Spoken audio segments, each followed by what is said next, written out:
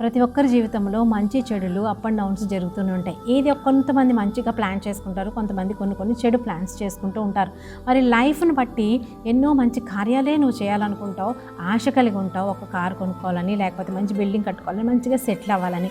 ఏది జరగాలన్నా ఆ ప్లాన్ నీ హృదయంలోనే కలగాలి. అది మంచి అవని చెడవని మంచిగా నువ్వు ప్లాన్ చేసుకుంటే, ఒక సింపుల్గా ఎవరిని ఆశించకుండా ప్లాన్ చేసుకున్నటువంటి చాలా జాగ్రత్తగా లేదు ఇతరులను చూసి నువ్వు హెచ్చుడికి పోయావు అనుకోండి, అది కూడా చాలా నష్టమే.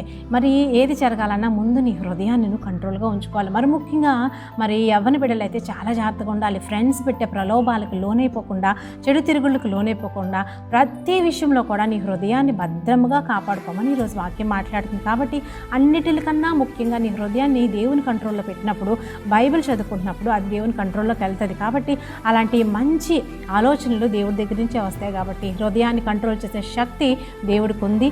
అది నువ్వు దేవునికి అప్పగించి ఆశీర్వాదాలు పొందుకో. దేవుడిని దీవించును గాక. ఆమేన్.